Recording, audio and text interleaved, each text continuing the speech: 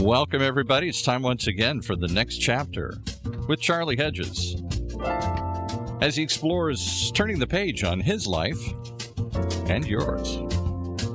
Hey, Charlie. Hey, Paul. Good to be here with you once again at OC Talk Radio. In today's show, I intend you and I to get a bit philosophical. I like that. Well, we'll see.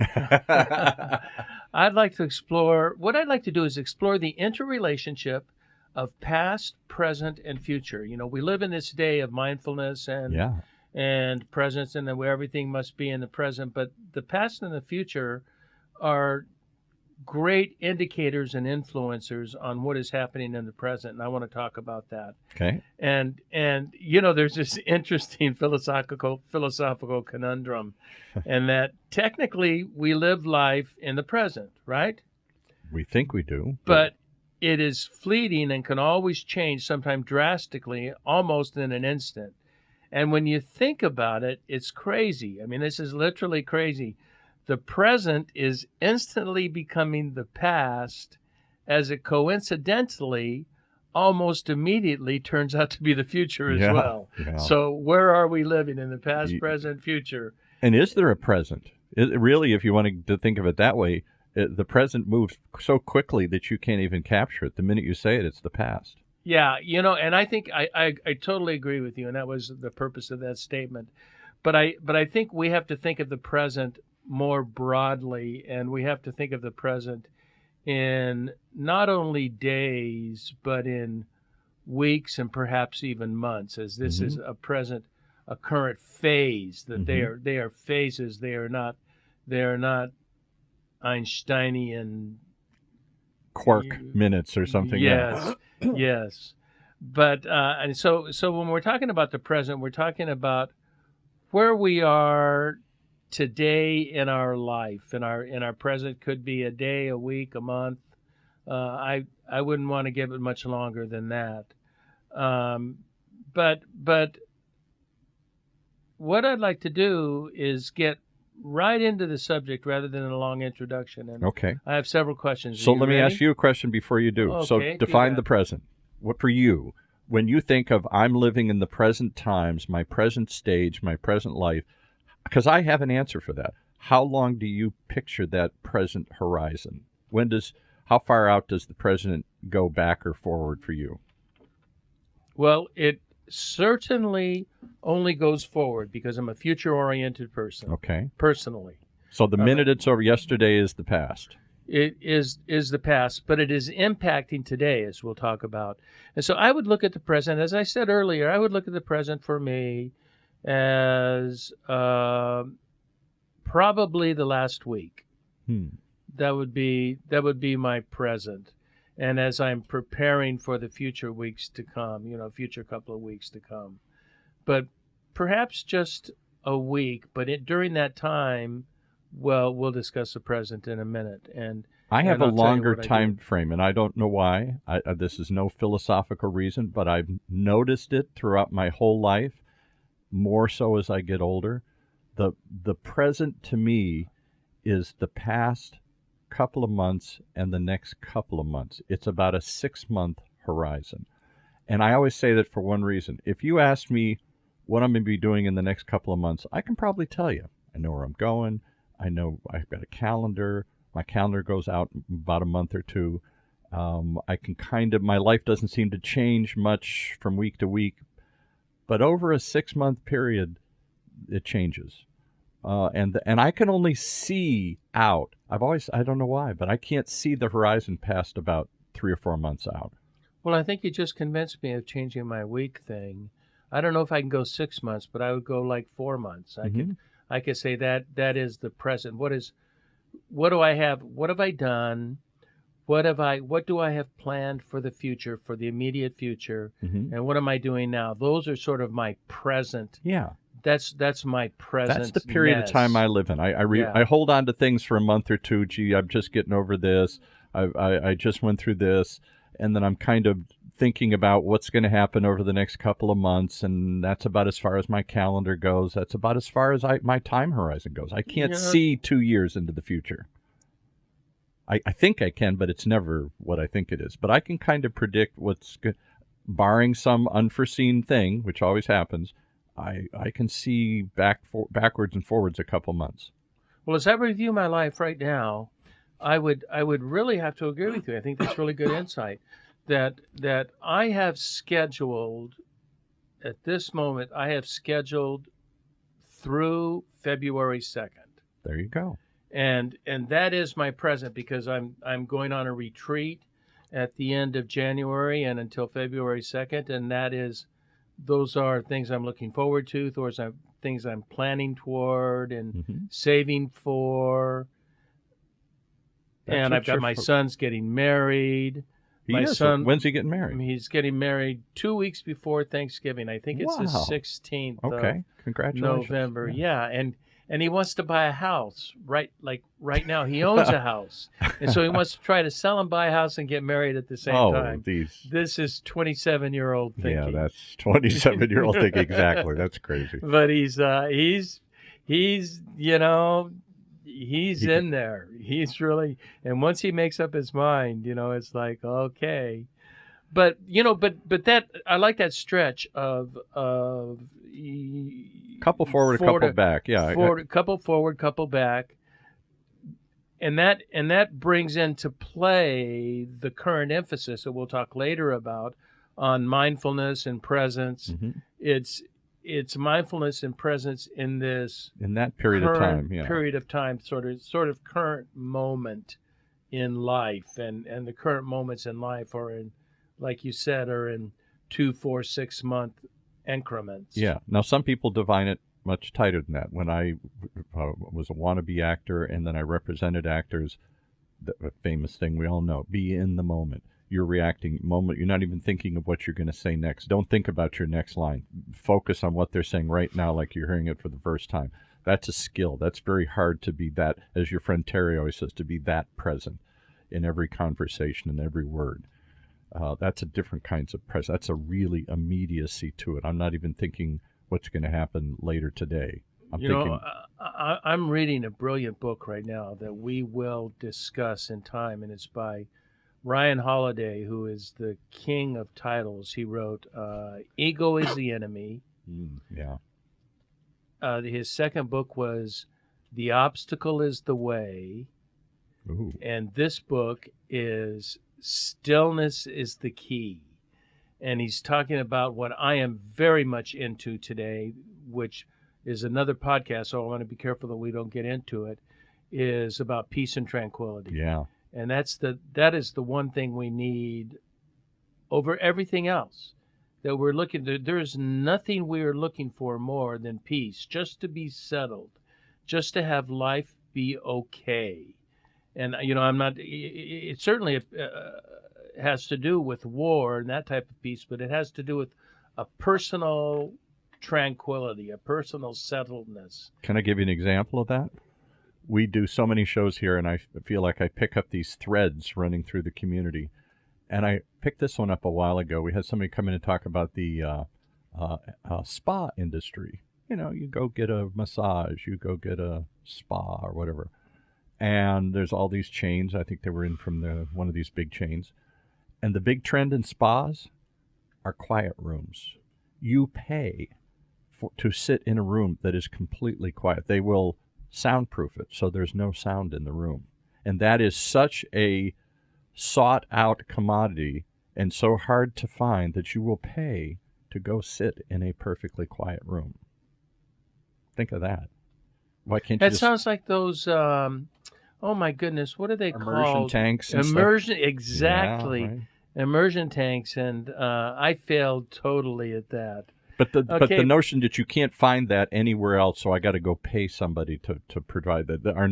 Our world is so filled with noise and activity that we will pay just to free ourselves what from Ryan talks about in stillness is the ability to set that aside, because you can't live in a world of unless you pay to go to stillness. There's always noise and distraction. Yeah. Right. But we have the capability, we have the mental wherewithal to dismiss that and not be distracted by that. And it's also almost becomes white noise. But that's another subject. Yes, I look I want forward to to move that on. one. Time. Okay. It's time to just talk about so something else. it's time to talk about time. So tell me, what kind of person are you personally? Are you a past, present, or future-oriented person? Mm. Ooh, you threw me with that one. Okay, you think that would be so simple, and I usually have an instant reaction to all of it. I was a history major, so I'm very into the past and probably dwell too much on the past. I worry about the future too much, I've always been said, and maybe I don't spend enough time in the moment, in the now. Oh, okay, that's great insight. And I am, as I said earlier, a future-oriented person.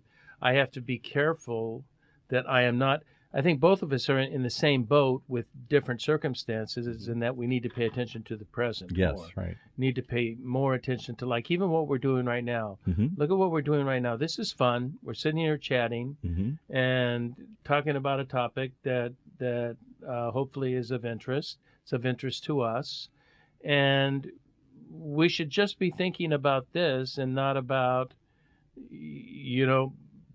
helping my son buy a stinking house, which I is can't turn it off. I'm always thinking of what comes next. Always thinking it, and sometimes it's a curse. My father was the opposite. My father would say, "Worry about tomorrow when it happens." Now, it isn't that you say you don't plan for tomorrow, but you don't worry about it. I'm always worried about tomorrow, the next hour. Am I going to be on time? Am I going to have enough money? Am I going to do this? Yeah. That's quoting Jesus, who says it is. He says, "Why do you worry about tomorrow when today has enough trouble going on? Yeah, right. You don't need to worry about it." Okay, Right. here, let's move on. The past. Now we're going to begin with the past. We'll do the present, then we'll do the future. And the past can be most helpful, as well as it can become the most damaging of the three. Yes.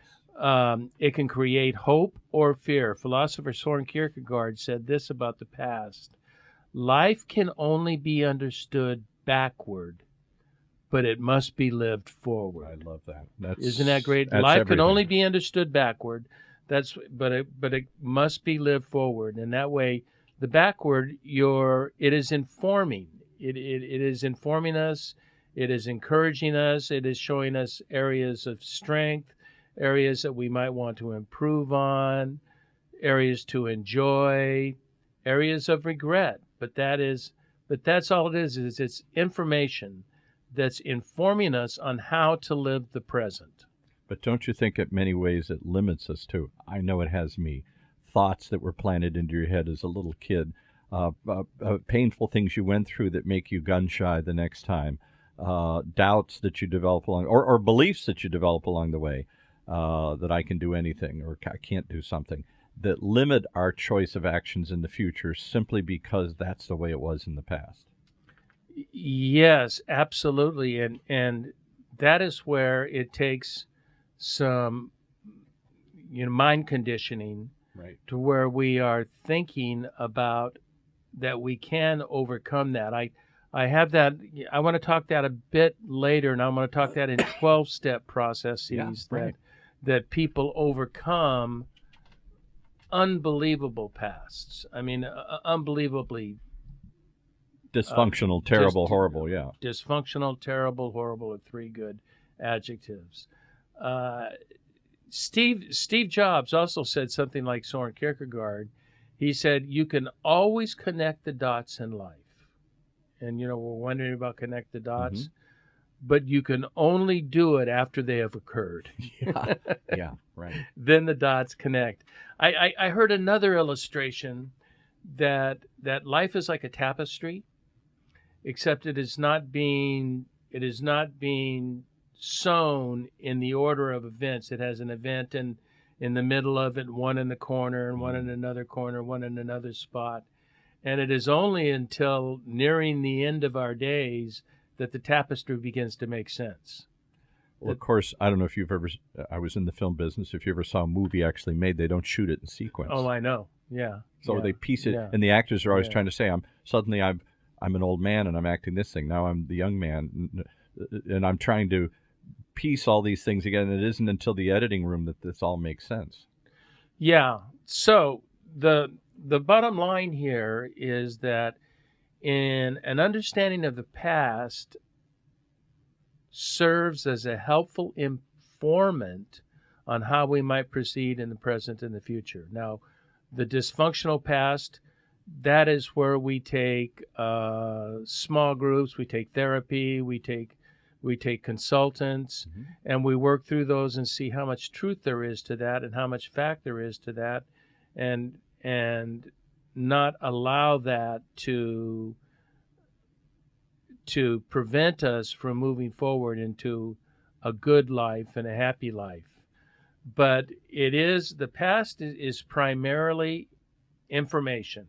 And then what we do with that information is another thing. But let me challenge you one thing here. Yeah. I think we live in a time that puts no value in the past. We don't study the past. We don't want to focus on it. We don't want to dwell about it. And we think it has nothing to learn from it. Maybe not the stock market or something, but, and I'll give you an example. One of my dearest friends who died a couple years ago had a troubling youth, abusive father and other things. My wife's kind of like this too. I don't want to talk about anything in the past. I don't want to think about it. I don't want to deal with it. I don't want to discuss it. It's over. It's done. It's gone. I'm just looking forward. And that seems to be this positive, dwell on the future, dwell on the possible, not dwell on the past. We don't study history. Everybody hates history. We're not a historical nation. We forget. Here's my favorite exercise. Ask the next 5 people you meet what their great-grandfather's name was. We don't even have that kind of connection to history. We don't even know what our... Well, don't ask me, because I have no idea. Yeah, well, and most people don't. I barely know my grandfather's name. Yeah, so we don't... That's how short our historical period... Now, you've gone around the world. In Europe, gee, this was built in the 1600s or the 1300s. It's like the past is yesterday to them. Yes, well, that is because we are a rapidly changing culture. We have not developed. We're an anathema in the world. Yes.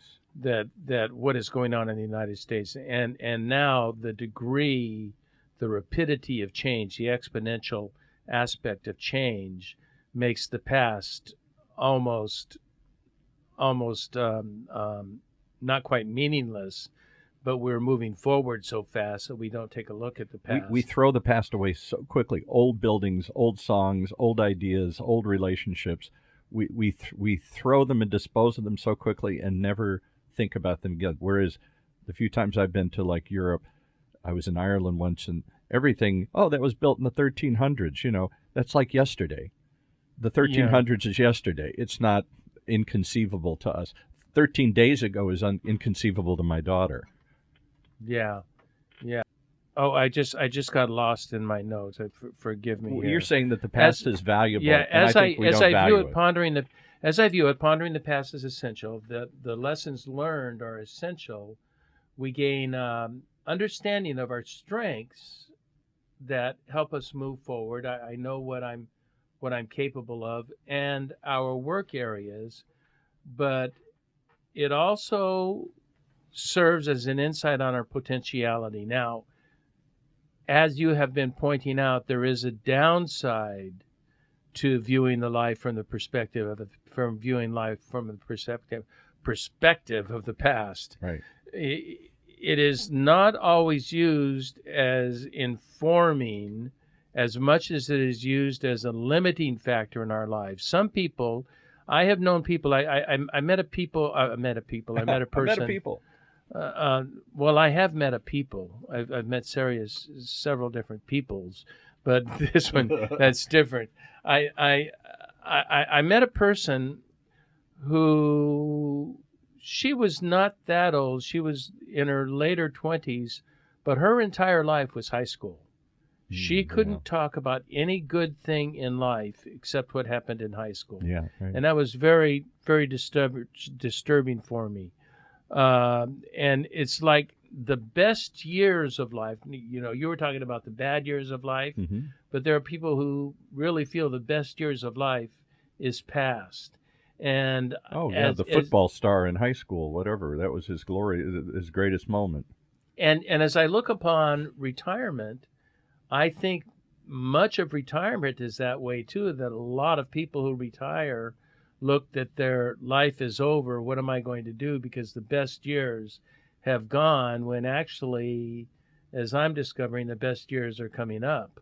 They're of a different sort. Right. They fall into a whole different category, and we have to look at them. We have to look at them quite quite seriously. Personally, I have a hard time with living in the past, high school, past jobs, or whatever successful events Hmm. that an individual has resolved will never happen again. I find this depressing and untrue. The wonder of life remains available in the present and in our, let's use our 4-month sort of Window, yeah. window of presence. And that is where most of life really occurs, and that's what develops a past. If you have a positive next 4 months or last 2 months, the next 2 months, it informs your life. It informs you. It gives you encouragement to move forward, gives you encouragement to do things that are good for you. As we're transitioning to the present, I still cling to the words of Lanson Ross, spoken in a lecture when I was in seminary in the early 80s. Wow. That far back. But this quote has never left me. And the quote is, "You are what you have been becoming." Say that again. You are what you have been becoming. Hmm. So your past definitely influences your present. How you've been working in the past, what you're doing, because your past, as we said, the present quickly becomes the past. And so what we are doing presently is driving what we will do in the future. Whether It's you driving- realize it or not, you're Yes. becoming something. You're becoming something. Your character, your personality, your drives, your desires are all being based on the way you're living your life right today. Right today. We had an author in yesterday. I can't remember the name of the book. I'll try and think of it. And it was about incremental change. We're always looking for big change. And his thesis was it's the accumulation of little things that leads to big change. If you just save $1 a day, if you just get up 10 minutes earlier, if you do these incremental changes over a long enough period of time, you'll see big enough changes. Sort of what you're saying. These little insignificant things lead up to something over time.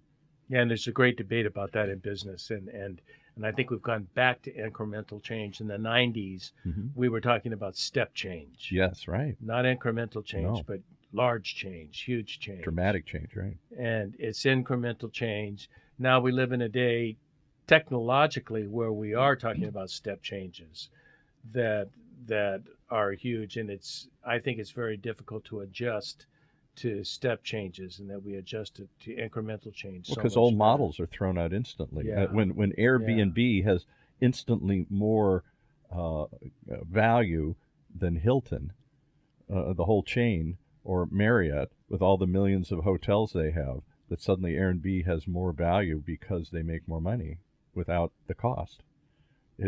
Instantly, something is upended. Yeah, as long as and now there's all Yeah, kinds of, they'll survive. as long as they'll survive. Well, financially they'll survive, but who knows politically. Right. Now, back to Lance and Ross's quote, "You are what you have been becoming." We're moving into the present. And so I think based on that quote, I'm just going to, based on the implications of that quote, "You are what you have been becoming," that makes the present perhaps the most essential of the three. It's what you are doing right now that impacts your life. And that it will impact because it will become part of the past. It impacts the past. and it's definitely going to impact the future. So what you do today, what you do at this moment, impacts your entire life hugely. So many options are available to us every day if we make room for them. Now, for me, I still am wrestling with this and working on this because it's a big change in my life, but it's about reading and writing and movies and interacting with friends, thinking and pondering of the wonder of life. I'm thinking these things as I was writing, times with my family, and of course, Netflix. Of course. So let me ask you a question, though. All those things you rattled off, important things to do, but they're all relatively minor. Do any of them seem significant? Do you see what you're becoming as you're doing it? Are we Michelangelo who can see the statue in the marble, or are we just chipping away and not knowing what it's going to look like when it's done? The answer to that for me, let's not say the answer, the response to that to me is back to your incremental thinking. Right. It was when I haven't for a while, but I'm planning on getting back into it, doing meditation. Okay. I did meditation for 2 years straight, and I really didn't notice after 2 years notice a significant difference in my life when I meditated when I didn't. But now that I'm not doing it, I feel like I need to get back into it again because it is Right. a time for, as Ryan Holiday writes about, it is a time for stillness and shutting out the noise and letting my mind rest and get at peace. So, do I think they impact my life? Absolutely. I get ideas from reading and movies. I get ideas from writing. I wrote a post. Why talking to yourself is essential. Hmm. I think that we kind of make fun of people that talk to themselves. Yeah, they're crazy. But talking to yourself, I read good writing is merely just talking to yourself. That's an interesting. It's a great concept that so I learned from reading and writing, interacting with friends and with acquaintances. There's so much to learn from other people. It's a matter of my psychological state when I walk in. Do I walk in wanting a result, knowing, already have drawn conclusions of what my opinion is on a matter, or do I walk in truly interested in learning? When I'm interacting with friends? Do I Well, want look to at the way learn you what they have to travel. say? It's just crazy. You just get off the plane and you start wandering around. You don't have a map. You don't have an agenda. You're just there to experience and see what happens. I flew all the way to Sweden or wherever, and I'm just going to walk around. Yeah, it was great. It was, But I got to see this temple, and I got to see this museum, and I got to see this sunset. I got a list. The fourth day, I'm only going to go to Sweden once in my life. I got to see these 5 things. yeah, but you've got to see and you've got to do, but also you've got to feel and you have to learn, and those are not always included. No. And that is why I travel, to gain knowledge of a culture and gain knowledge of a people and see how I can adapt my own knowledge to other people and to other philosophies. So what do you do that makes the present so important, since you are haunted by the past? I am. I'm haunted by the past. So what do I do to make the present important?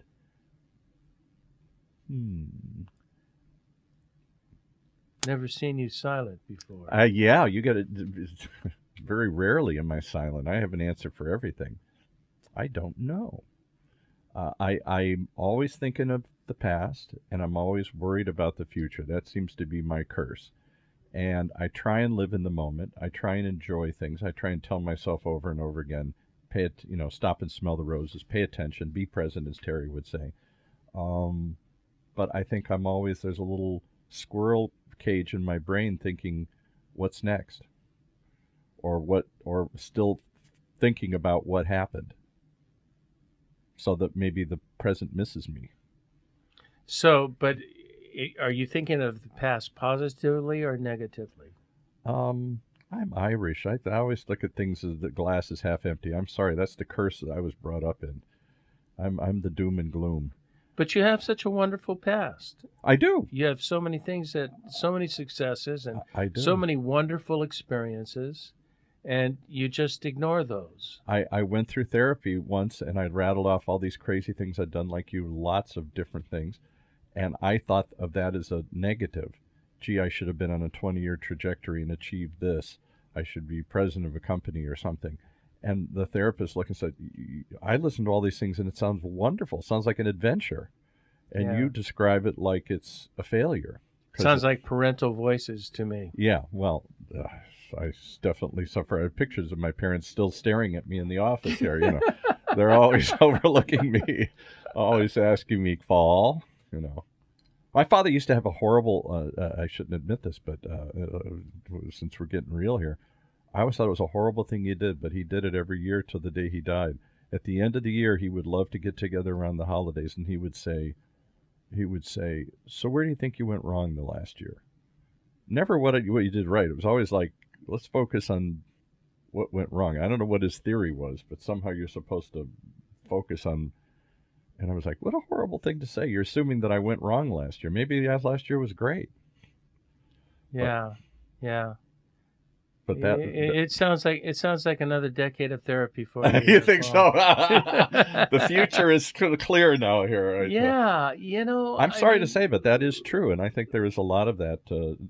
I am also fascinated with the past.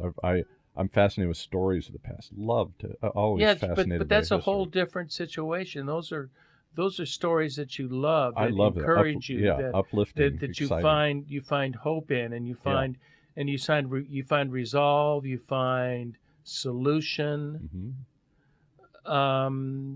That is really important. I'm gonna get you a copy of Ryan Holiday's new book. Okay, so I'd love it. So you can think of stillness, because we will spend time on a podcast on that. I'd love to talk about it, because I think that's a missing commodity in our world today. I look at my daughter, who's in her late 20s now here, and she's emblematic of her whole generation. She's got earbuds in while the TV's on, while the iPad is open, and she's tweeting to somebody here. It's overstimulated, constant stimulation. That she never just. I used to try and force her when she was a teenager, and I'd go in the backyard and I'd say, "Now close your eyes, Dad." I'd say, "What do you hear?" "Nothing." "Well, come on, there's something. Do you hear that bird? Do you hear that cricket?" "Okay, I hear a cricket. Can we go back and do something now?"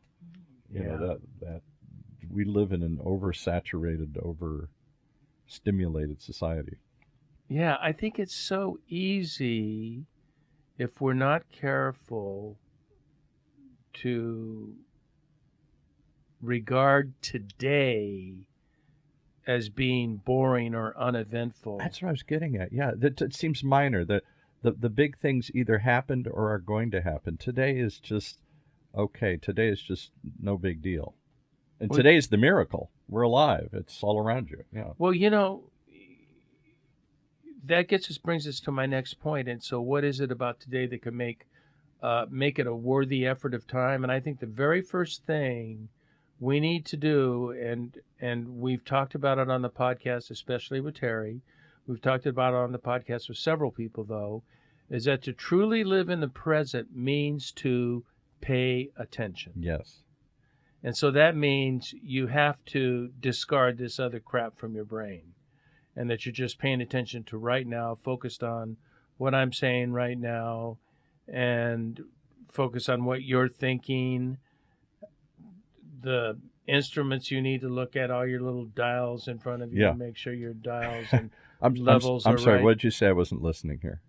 I was doing something. I was looking at my dials. Right. And I know that with my ever-turning, what I call it, monkey mind, that I'm always thinking something about something other than what I'm doing at this very present moment. Yeah, right. As a matter of fact, I'm thinking this is this is this is so common with us in conversation is I'm thinking more about the next question than what we're doing in talking about here. And that is Yes. that's terrible. I'm always trying to teach and work with hosts not to do that. And they all want to do it because they have an agenda. There's a timetable, time's ticking away, points I want to cover here. And I always say the example would be, let's say you're doing a financial show and you're asking somebody what's going to happen in the stock market. I think the stock market's going to crash tomorrow. Great. And what's your favorite color? Not even listening to what they're saying here. What did he just say? We're always thinking of the next thing. Yeah.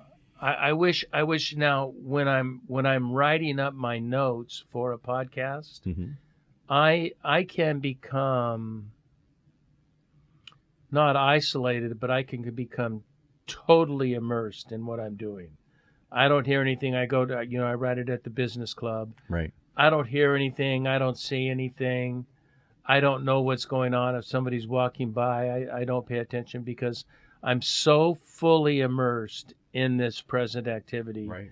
Especially like today when I was running late and I didn't have quite the normal time that I normally have. I was extremely focused on today on what we would be doing, and in here I come and find myself trying to pay attention to my notes that I wrote when I should just be listening to what the heck is going on. And having, that's the beauty of this medium. It's one of the few. I have one show host that comes in and he says, "This is the only time in my week that I come in without an agenda, and willing to just relax and talk, and meet people, have a conversation. We don't live in a world where we're capable of having extended conversations. We're in a rush. Give it to me quickly." Yeah, we are. I know we're entering into the what I think is a primary discussion of our day today, which has to do with presence and mindfulness. And as I think about those, there's another old quote I've used that I love, and I think it's all about paying attention. And Susan Ertz, whom I know nothing about, but I know she wrote this quote, so I love this quote. Millions of people long for immortality who do not know what to do on a rainy Sunday afternoon. Boy, isn't that the truth? There's a profound statement. I'm all for forever, but I can't figure out what to do with myself for 5 minutes.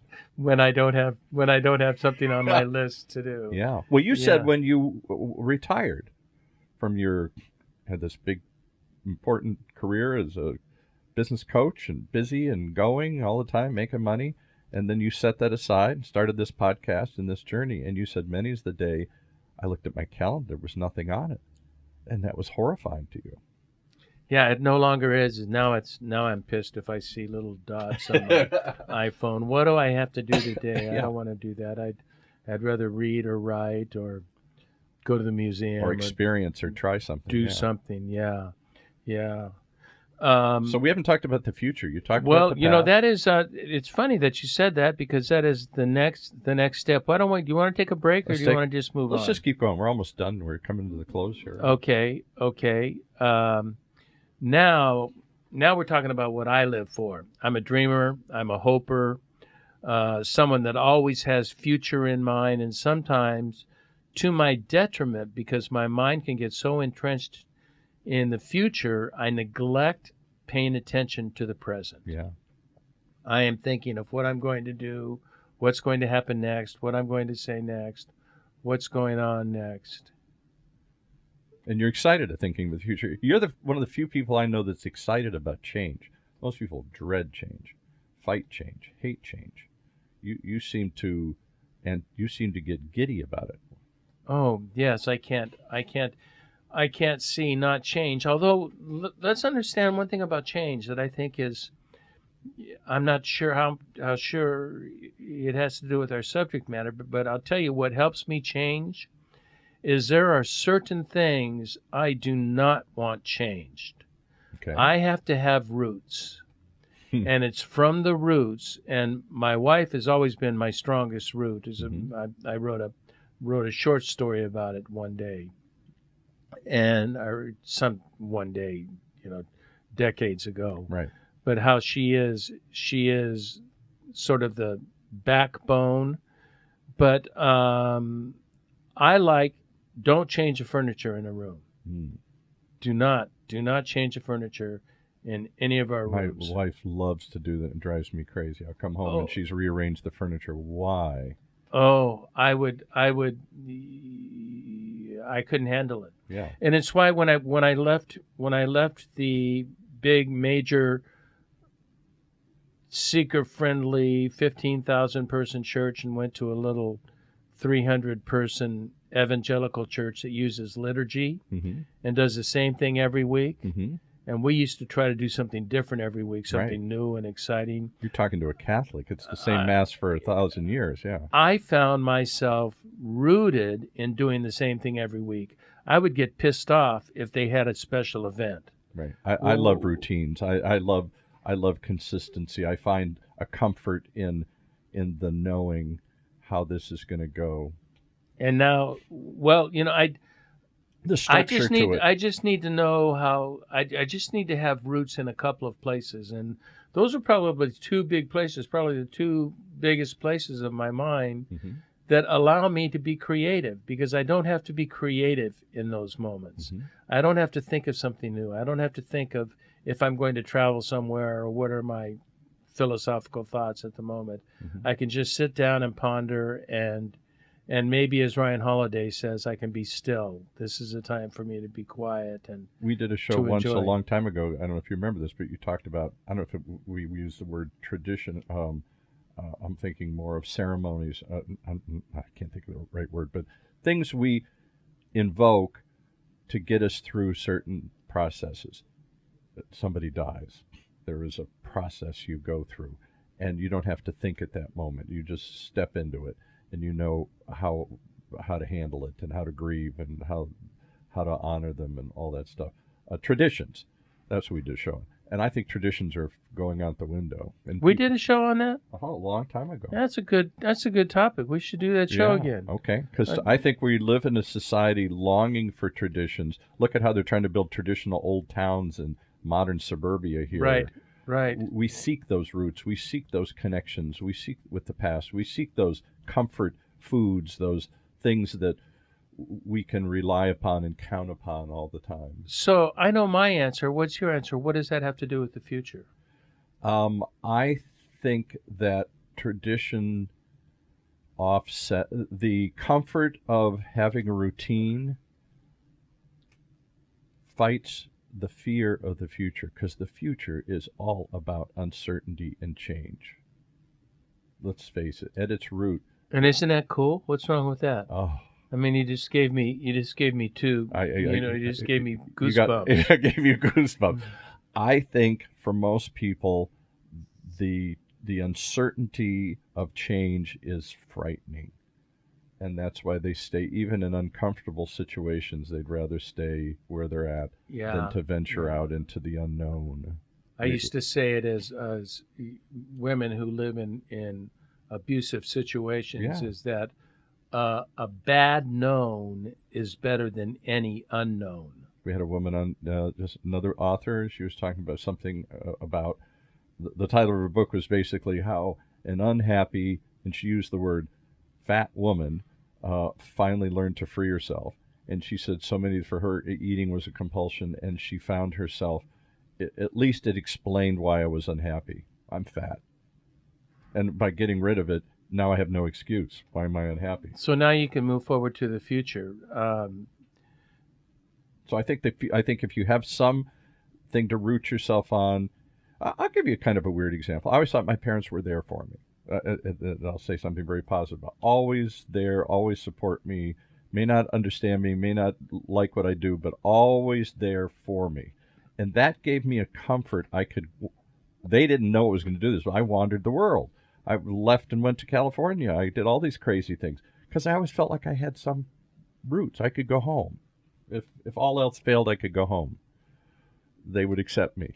There was, and that gave me the freedom to go out and explore. I don't know if that makes sense or not, but knowing that there was somebody Well, got your that's what back. we're talking about. Somebody that has your back, and we're talking traditions. And traditions, I want to use the word roots Right. because I All of am that feels like planting my roots in, and my roots give me the freedom to explore. right. They give because I have some place to go back to.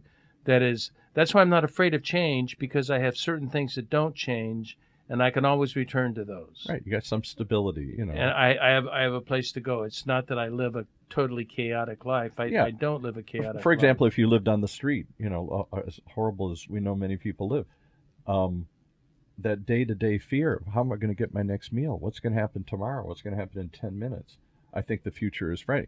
And I'll give this real quick example. I've mentioned, I think, in the show before, I adopted, my only daughter is adopted from a little village in Mexico. Horrible life, beat up, abused, horrible things happen.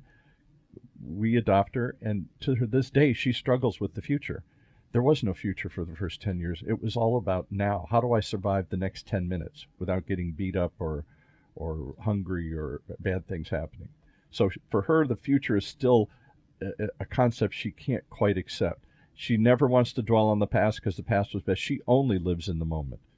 And that means she's always late, and she never can plan, and she can't think of the future. I've never seen that in anybody as clearly as in her. So the future is a luxury. You go to Africa, do they think about the future? No, there is no such thing as tomorrow. Right. And we're talking rural. Yes, right. I'm not villages. talking, right. I'm not talking urban. I'm talking rural Africa. There is no such thing as tomorrow. Every day is exactly the same thing, so they anticipate nothing new for tomorrow. That's as you move up the Maslowian Right. pyramid chart. Future is a luxury to think about for those that are starving or hungry or in trouble or desperate. There's no past. But no now for the most of us, that is talking about those that are suffering. But for the most of us, like me, those for listening instance, to this for podcast, instance, like right, me, right. the future is all about hope. Mm-hmm. I always have hope that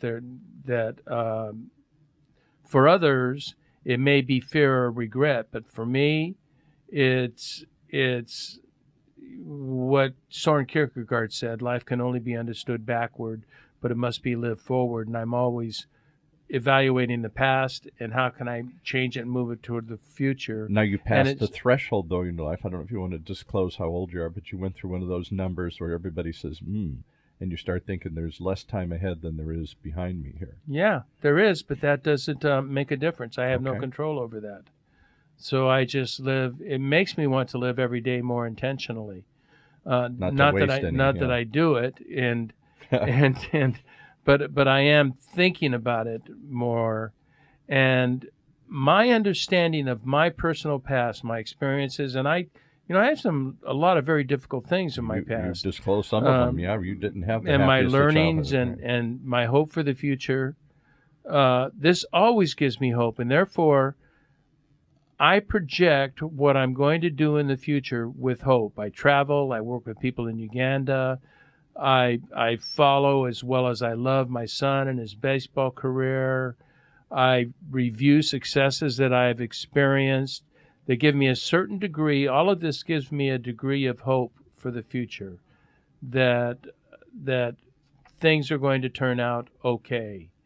And because I've not experienced in the last number of decades terrible things. But then again, Paul, as we talked about earlier, of the people with bad pasts, their difficult pasts, it really impacts the way they're looking for future. And that's people that have suffered a life of pain and suffering.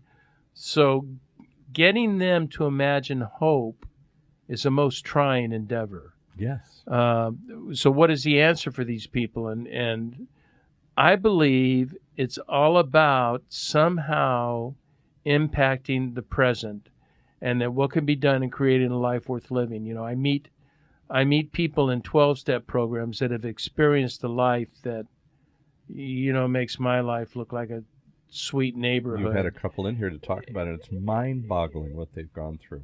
And yet, the ones that go through the program, I see a burgeoning hope and surprising success of their lives when they begin to take personal control. Mm-hmm. And as well as we all believe in the 12-step program, is deepening an assistance on a higher power. Mm-hmm. That surrender we are not... to that, right?